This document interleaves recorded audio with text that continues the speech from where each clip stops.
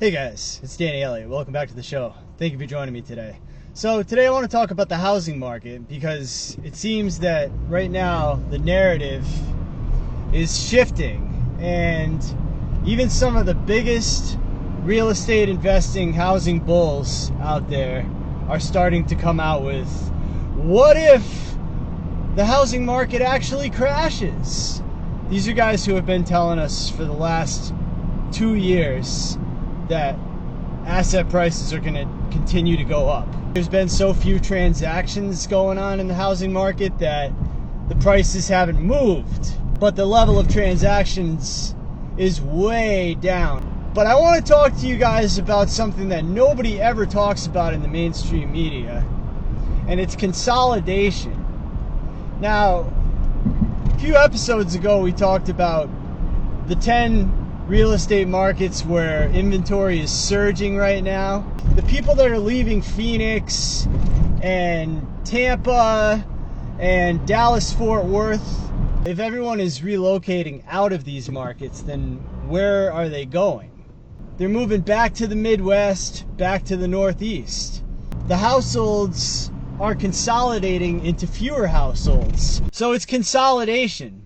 So this isn't good for real estate, because these people aren't selling their house and going to buy another house because housing is too unaffordable. They're selling, they're attempting, they're listing their current house, but they're not going to buy another house. They're going back to live with mom and dad. That's not good for housing. That's not good for transactions.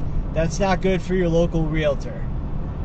So consolidation's not a good thing. Consolidation's a sign that we're going to have more unsold homes on the MLS. We're going to have more listings coming to market.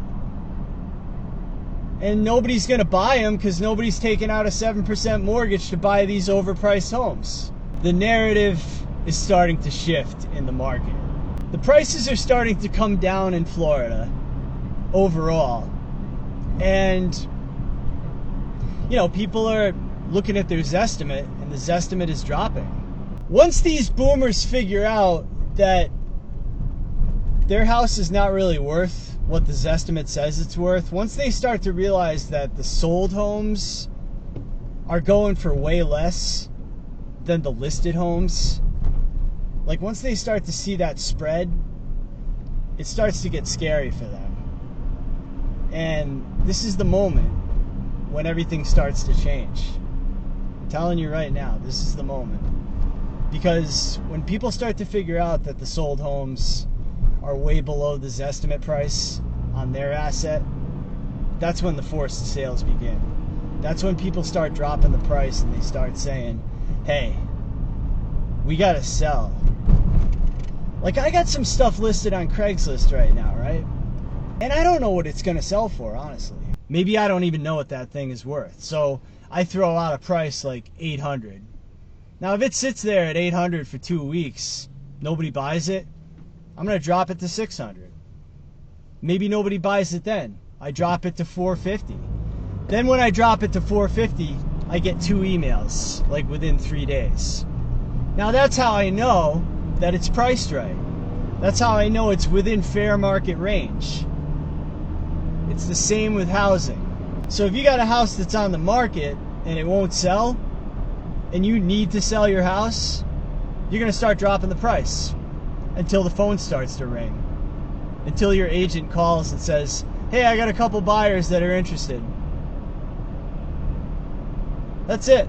And when you hear about people talk about prices, home prices, they're talking about asking prices. They're not talking about sold prices. So when homeowners start to realize that the sold prices are a lot lower than the Zestimate says their house is worth, that's when shit gets real.